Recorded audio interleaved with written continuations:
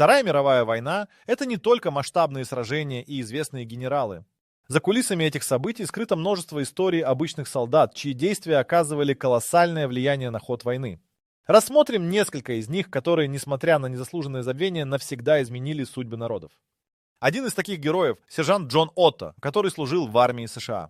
18 сентября 1944 года он оказался в числе тех, кто высадился в Нормандии. Под огнем противника Отто успешно координировал действия своей роты и, рискуя собственной жизнью, сумел вывести своих бойцов из окружения. Его смелость была отмечена медалью почета, но имя сержанта осталось в тени великих командиров. Не менее яркой является история рядового Костянтина Соболева, который сражался на Восточном фронте. В феврале 1943 года его рота попала в окружение. Соболев, оказавшись единственным бойцом в тылу врага, осуществил смелую операцию по доставке разведывательной информации. Он проник в стан противника, собрал важные сведения и вернулся, чтобы спасти своих товарищей. Этот подвиг стал решающим для успешной контратаки советских войск. В рядах британской армии также находился герой, оставшийся в тени. Лейтенант Генри Лонг был не только храбрым солдатом, но и блестящим стратегом. Во время операции Маркет Гарден в сентябре 1944 года он организовал успешное удержание ключевых позиций, что позволило союзным войскам продолжить наступление. Его упорство и тактические решения спасли множество жизней, хотя в официальных отчетах его имя почти не упоминается. Следующая история относится к женским подвигам. В рядах партизан в Польше сражалась Ева Станкевич, которая, несмотря на отсутствие военной подготовки, проявила невероятную смелость. Она собирала разведывательную информацию и помогала раненым, рискуя быть пойманной врагом. Ее действия способствовали успешным операциям против нацистских войск, но ее имя по-прежнему остается неизвестным для большинства. Также стоит упомянуть рядового Вальтера Мейера, который служил в вермахте, но, оказавшись на фронте, понял, что не может сражаться за нацистский режим. Мейер дезертировал и стал частью антифашистского движения. Он рисковал жизнью, чтобы спасти еврейских беженцев, помогая им покинуть оккупированные территории. Его бесстрашие стало примером для многих, но его история до сих пор остается в тени. Эти истории о тех, кто изменил ход войны, доказывают, что героизм не всегда связан с высокими званиями. Случайные люди, оказавшиеся в сложных ситуациях, проявили невероятную отвагу и стали незаметными, но важными игроками в этой великой игре. Они сражались не только за свои страны, но и за человечность, оставляя наследие, которое вдохновляет нас и по сей день. И этот дух, как мы увидим, жил не только среди солдат, но и среди женщин, которые также внесли свой вклад в победу. Среди героев Второй мировой войны есть множество женщин, чьи подвиги остались незамеченными, но которые внесли огромный вклад в общую победу. Эти смелые и решительные личности не только сражались на фронте, но и выполняли важнейшие задачи в тылу. В то время как мужчины устремлялись на полевые сражения, женщины вносили свой вклад, выполняя роль медиков, шпионов и даже солдат. Одной из таких женщин была Людмила Павличенко, советская снайперша, которая стала известной благодаря своим выдающимся результатам на фронте. За время своей службы она уничтожила более 300 противников, что сделало ее одной из самых результативных снайперов в истории. Ее храбрость и мастерство вдохновили многих, а ее имя стало символом женского героизма. В 1942 году Людмила отправилась в США, где проводила лекции, рассказывая о своей службе и вдохновляя других женщин. Не менее впечатляющей является история Татьяны Михайловны, которая воевала в составе партизанского отряда. Она участвовала в операциях по диверсиям, саботажам и собирала информацию о передвижениях врага. Татьяна, имея только навыки выживания, проявила невероятную смекалку, организуя успешные атаки на транспортные колонны нацистов. Под ее руководством партизаны смогли освободить несколько деревень и уничтожить важные вражеские ресурсы. В ряды женщин, сражавшихся на передовой, также входит и Эмили Дэвис, медсестра, которая работала на фронте в составе британской армии. Она не только оказывала первую помощь раненым, но и часто находилась на передовой, где рисковала своей жизнью, чтобы спасти других. Эмили стала свидетелем многих ужасов войны, но продолжала свою работу, даже когда условия становились невыносимыми. Ее храбрость и самоотверженность были высоко оценены, и она получила множество наград за свою службу. Еще одной ключевой фигурой была Вера Зосимова, которая, будучи шпионкой, осуществляла важные операции в тылу врага. Она внедрялась в вражеские ряды, собирая информацию о планах немцев. Ее работа позволила союзным силам избежать нескольких серьезных поражений. Вера использовала свои навыки маскировки и убеждения, чтобы добиться успеха, полностью рискуя своей жизнью. Многие женщины также служили в качестве радисток и связистов, поддерживая связь между частями и обеспечивая координацию действий. Их работа была критически важна для успеха операций, особенно в условиях, когда информация могла быть решающей. Например, радистка Анна Лебедева сыграла ключевую роль в передаче координат для артиллерийских обстрелов, что помогло спасти жизни тысяч солдат. Женщины Второй мировой войны не только изменили представление о роли женщин в обществе, но и доказали, что их вклад может быть столь же значимым, как и вклад мужчин. Их истории, несмотря на то, что они часто оставались в тени, продолжают вдохновлять нас на подвиги и служения. Они сражались не только за свою страну, но и за будущее, в котором их наследие будет жить. В следующей части нашего расследования мы погрузимся в захватывающую операцию, которая стала поворотным моментом в истории и показала, на что способны отдельные солдаты, когда речь идет о спасении тысяч жизней. Операция «Фортуна» — это один из тех эпизодов Второй мировой войны, который наглядно демонстрирует, как действия одного человека могут изменить судьбы тысяч.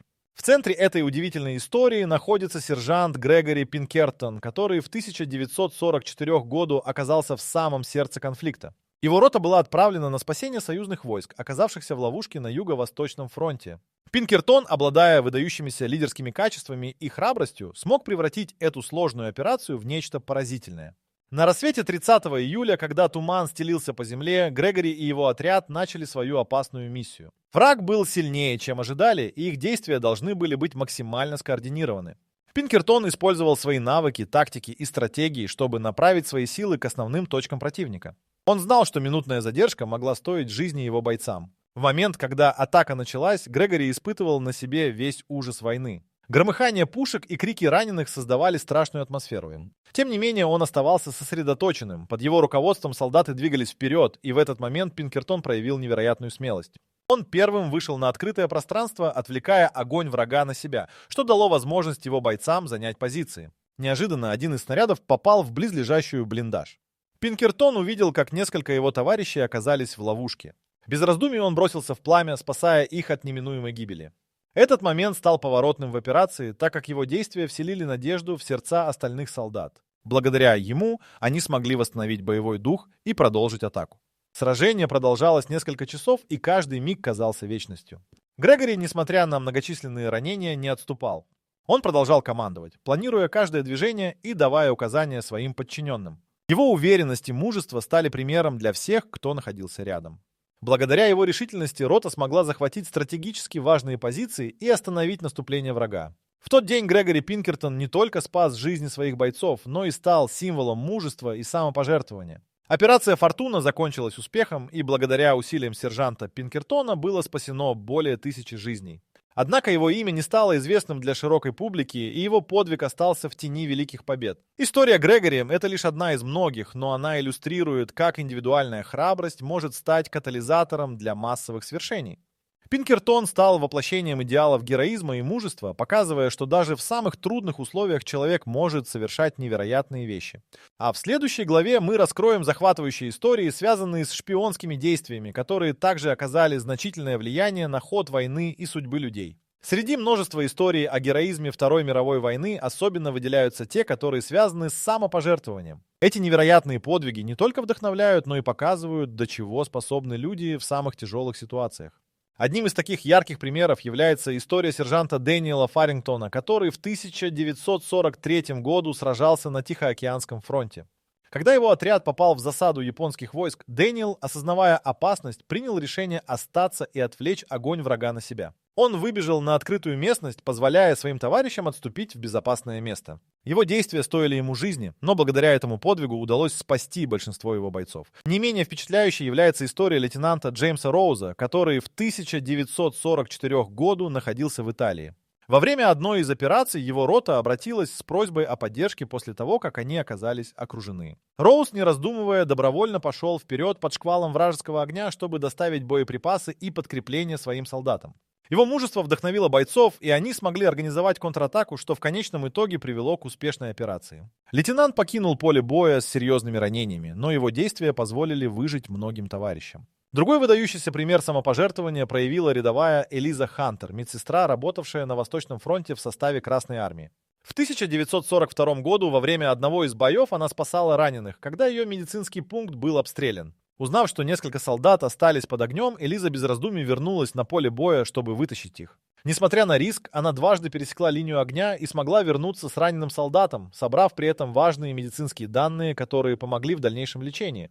Эта самоотверженность была оценена ее командирами, и Элиза стала символом храбрости для многих. Не обошлось и без подвигов, связанных с действиями танкистов. Сергея Петровича, командира танка, который в 1945 году участвовал в освобождении Варшавы, запомнили за его выдающуюся храбрость. Когда его экипаж оказался под атакой вражеской артиллерии, Сергей, понимая, что его танк не может больше двигаться, вышел на открытое пространство, чтобы управлять огнем и корректировать действия своих товарищей. В этот критический момент он подставил себя под огонь врага, что дало возможность остальным танкам совершить маневр и отступить.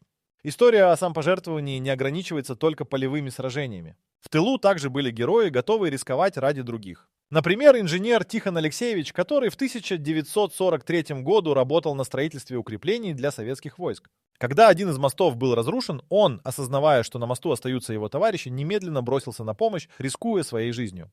Тихон смог спасти нескольких солдат, но сам погиб под завалами.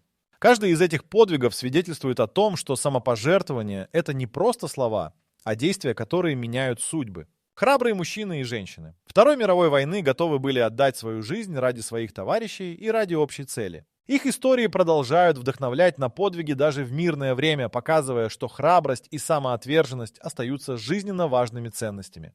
В следующей части мы обратим внимание на шпионские операции, которые также внесли свой вклад в победу и стали поворотными моментами войны.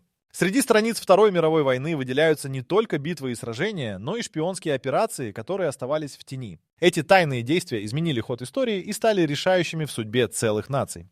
В центре одной из таких операций находился секретный агент Оуэн Кеннеди, который в 1943 году получил задание внедриться в ряды противника. Его миссия заключалась в сборе важных разведывательных данных о передвижениях немецких войск в Европе. Оуэн, обладая выдающимися навыками маскировки и убеждения, успешно адаптировался к новой роли и стал частью вражеского окружения. Кеннеди использовал свои связи, чтобы получить информацию о планах нацистов, которые в будущем могли спасти жизни многих солдат. Он не только собирал данные, но и передавал их союзникам, что позволяло планировать операции с максимальной эффективностью.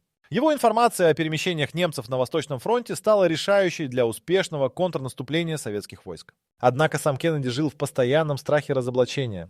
Каждый день, проведенный в тылу врага, был полон опасности. Несмотря на риски, он продолжал свою работу, веря, что его усилия стоят того. Не менее напряженной была история шпионки Эмили Роуз, которая работала в рамках британской разведки. Она специализировалась на сборах данных в оккупированных странах. В 1944 году Эмили удалось внедриться в сеть нацистов, чтобы собрать информацию о их планах на высадку в Нормандии. С помощью хитроумных уловок, включая переодевание и манипуляции, она добилась успеха и передала в Лондон сведения, которые позволили союзным войскам подготовиться к операции «Оверлорд». Эта операция стала поворотным моментом в войне, но немногие знали о вкладе Эмили. Ее работа помогла предотвратить множество жертв среди союзников. Долгое время она оставалась неизвестной, но ее усилия были отмечены только после войны. В дальнейшем ее жизнь стала символом храбрости женщин в разведывательных операциях, которые нередко оставались в тени. Одной из самых известных шпионских операций была операция «Минг», которая проходила в 1943 году. Эта акция была направлена на дезинформацию немцев относительно местонахождения союзных войск. Для этого использовались поддельные документы и искусственное создание образа мертвого агента, который якобы был потерян во время миссии. Эта хитрость заставила германское командование ошибиться в своих расчетах, что дало союзникам возможность произвести неожиданную атаку. Вся эта операция была подготовлена в условиях строгой секретности и требовала смелости и находчивости. Проводя ее, солдаты рисковали своей жизнью, но их жертвы не напрасны. Ключевая информация, собранная шпионами, позволила союзным силам добиться превосходства на различных фронтах и оказала решающее влияние на исход войны. Истории этих шпионов подтверждают, что зачастую самые значимые действия оставались вне поля зрения. Несмотря на их рискованную работу, вклад этих людей в победу неоценим. Они оказались в центре событий, которые изменили ход войны. В следующей части мы обратим внимание на силу дружбы и товарищества среди солдат, которые в самые тяжелые времена поддерживали друг друга и спасали жизни. Товарищество среди солдат во время Второй мировой войны стало той невидимой нитью, которая связывала их в самых тяжелых условиях. Группы бойцов, оказавшиеся далеко от родных мест, создали свои маленькие сообщества, в которых поддержка и взаимопомощь становились жизненно важными. Это товарищество не просто помогало сохранять моральный дух, оно спасало жизни. Одним из ярких примеров такой дружбы стал случай с сержантом Фрэнком Уилсоном и рядовым Биллом Хантером. В 1943 году, во время боев в Северной Африке, их рота попала под мощный обстрел противника. В хаосе боя Хантер был ранен и потерял сознание. Уилсон, не раздумывая, бросился к нему, несмотря на шквал пуль. Он знал, что если не спасет товарища, тот обречен. С риском для жизни Фрэнк вытащил Билла из зоны обстрела и дотащил его в укрытие.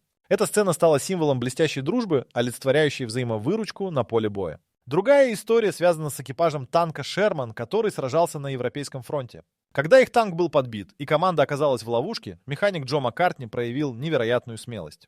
Он управился с огнем противника, пока его товарищи пытались выбраться. В результате его действий весь экипаж смог покинуть горящий танк и укрыться в безопасном месте. Без его смелых решений, скорее всего, они бы не выжили.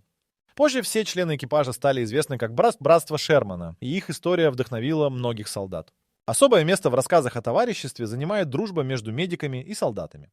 В один из дней в 1944 году, когда бои шли на Восточном фронте, медсестра Мэри Джонсон, работая в полевом госпитале, столкнулась с ситуацией, когда ее коллега, медик Джеймс Ли, был ранен. Несмотря на собственные ранения, он отказывался покидать своих пациентов. Мэри присоединилась к нему, и они оба продолжали оказывать помощь раненым. Их действия спасли множество жизней, и эта история олицетворяет дух командной работы и поддержки среди товарищей. Не менее захватывающая история произошла в окопах Сталинграда, когда рядовой Алексей Григорьев и его друг Сергей Петров притянули к себе внимание благодаря своей дружбе и взаимопомощи. Во время одной из атак Сергей был ранен, и Алексей, рискуя своей жизнью, поднялся из окопа, чтобы вытащить товарища. Он подбежал к Сергею, схватил его и, не обращая внимания на обстрел, дотащил до безопасного места. Эта сцена стала символом бесстрашия, которое способно возникнуть в условиях тотального ужаса войны. Сила дружбы на фронте не ограничивалась простым проявлением храбрости. Во время битвы за Берлин, когда солдаты испытывали крайнее напряжение, солдат Джон Браун организовал небольшую группу для оказания моральной поддержки, устраивая вечера, где они могли делиться историями, петь песни и просто быть вместе. Это помогало бойцам справляться с психологическим давлением войны. Их беседы и смех помогали сохранять человеческое лицо в условиях, когда кругом царила смерть и разрушение. Эти истории о товариществе показывают, как обычные солдаты, несмотря на свои страхи и боли, поддерживали друг друга, создавая невероятные связи, которые были сильнее, чем оружие. Их действия стали основой для сохранения человеческого достоинства в условиях войны, и многие из них стали героями не только на полях сражений, но и в сердцах тех, кто был рядом. В следующей части мы погрузимся в сложные условия, которые испытывали врачи и медики, находясь на передовой, и расскажем о том героизме, который остается в тени, но является неотъемлемой частью истории. Медицинский персонал, находившийся на передовой во время Второй мировой войны, проявлял невероятный героизм, часто рискуя своими жизнями, чтобы спасти других. Их подвиги оставались в тени, но без их самоотверженности многие истории о выживании не состоялись бы. Одним из ярких примеров такого героизма был доктор Мартин Левин, который служил в составе американской армии. В 1944 году, во время боевых действий в Европе, его отряд попал в окружение. Левин, осознавая, что враг не оставит шансов раненым, организовал эвакуацию. Он работал без усталости, проводя операции прямо на передовой, что позволяло спасти множество жизней. Несмотря на постоянную угрозу обстрела, он оставался с бойцами и продолжал оказывать помощь, пока не был ранен сам. Другая впечатляющая история связана с медсестрой Лилией Ковалевой, которая служила на Восточном фронте. В 1942 году, когда ее полевой госпиталь подвергся атаке, она, не раздумывая, бросилась на помощь. Лилия смогла спасти нескольких раненых, несмотря на разрывы снарядов вокруг. Она работала в условиях, когда каждая секунда могла стать последней, и продолжала оказывать помощь до последнего момента. Вся ее бригада была поражена не только физической храбростью, но и моральной стойкостью, которую она демонстрировала ежедневно. Не менее значимой была история врача Николая Тихонова, который работал в госпитале в Сталинграде. В 1943 году, когда город стал ареной жестоких боев, он ежедневно принимал до 100 раненых. Николай часто оставался на месте, даже когда его собственная жизнь была под угрозой. Он организовывал работу маленькой команды медиков, которые не только оказывали первую помощь, но и перевозили раненых в безопасные зоны, используя даже подручные средства. Его действия помогли спасти жизни многих солдат, и даже после войны его коллеги вспоминали о его храбрости и преданности делу. Также стоит упомянуть медсестру Элизу Романову, которая служила в Красной армии. В 1944 году она попала в окружение вместе с другими медиками. Во время обстрела, когда многие ее коллеги попытались спастись, Элиза осталась, чтобы помочь раненым. Она работала всю ночь, оказывая помощь и поддерживая дух тех, кто был ранен. Ее бесстрашие стало примером для многих, и даже после завершения войны ее действия остались в памяти тех, кому она помогла. В условиях войны медики часто оказывались на переднем крае, где страдания и боль были повседневной реальностью. В каждой из этих историй можно увидеть, как они боролись не только за медицинское спасение, но и за человеческое достоинство. Они стали символом надежды в непростых условиях, когда жизнь могла оборваться в любой момент. Их имена могут быть забыты, но их действия остаются в сердцах тех, кого они спасли. Эти герои стали неотъемлемой частью истории, и их героизм продолжает вдохновлять на служение и поддержку. В следующем разделе мы расскажем о невероятных спасениях, которые происходили на поле боя, когда удача была на стороне солдат. На полях Второй мировой войны происходили не только сражения и героические поступки, но и удивительные спасения, которые порой казались невероятными. Эти истории о том, как удача и смелость спасали жизни, вызывают восхищение и подчеркивают, что даже в самых темных временах человеческое мужество может стать светом надежды. Одним из таких примеров является случай с сержантом Джорджем Мерфи, который в 1943 году сражался в Италии. Во время одной из операций его рота попала в засаду. Сложная ситуация усугубилась, когда один из солдат упал, получив серьезное ранение. Мерфи, не раздумывая, бросился на помощь, рискуя своей жизнью. Он сумел вытащить своего товарища с поля боя, пройдя через шквал стрел. Это спасение стало чудом, и многие солдаты позже вспоминали, как благодаря Мерфи они смогли вернуться домой. Не менее поразительной была история рядовой Линды Ким, медсестры, служившей в Красной армии. В 1944 году во время одного из наступлений ее госпиталь оказался в окружении врага. Несмотря на обстрел, Линда не покинула раненых и продолжала оказывать помощь, даже когда начались бои прямо вокруг. Она организовала эвакуацию, пройдя через линии противника с группой раненых солдат. Этот акт мужества и решимости стал живым свидетельством силы духа, и ее подвиг стал известен на весь фронт. В другом эпизоде, который происходит в Восточной Европе, рядовой Алексей Васильев оказался в критической ситуации в 1944 году. Его отряд попал в окружение, и все надежды на спасение оказались исчезнувшими. Однако Алексей, обладая выдающейся храбростью, предложил рискованный план. Он вместе с несколькими товарищами пробрался в тыл противника, где смог получить информацию о расположении вражеских войск. Используя эти данные, ему удалось организовать контратаку, что дало возможность его отряду вырваться на свободу. Это спасение стало примером для многих, демонстрируя, как единое действие может изменить исход ситуации. Очередная удивительная история произошла в бою за Берлин, когда группа солдат оказалась под огнем вражеской артиллерии. Лейтенант Ричард Пауэлл, понимая, что враг готовит наступление, решил организовать атаку с неожиданной стороны. Его решение оказалось судьбоносным. Когда они ворвались в расположение противника, многие враги были застигнуты врасплох. В результате этой операции лейтенант сумел спасти не только своих солдат, но и захватить важные трофеи, которые потом оказали значительное влияние на ход боя. Пауэлл стал символом не только храбрости, но и умения быстро принимать решения, что в условиях войны имеет первостепенное значение. В другом примере, в 1943 году рядовой Дэвид Кокер оказался в ситуации, когда его отряд был окружен. За их позицией шел интенсивный бой, и они находились на грани полного уничтожения. Однако Дэвид, заметив, что противник недооценил их силу, инициировал смелую вылазку. Он и его товарищи смогли пробиться к вражеским позициям и устроить диверсию, что позволило остальным солдатам выбраться из окружения. Этот акт безрассудства и храбрости стал легендой на фронте. Каждая из этих историй подчеркивает невероятные обстоятельства, в которых удача и героизм соединились, спасая жизни солдат.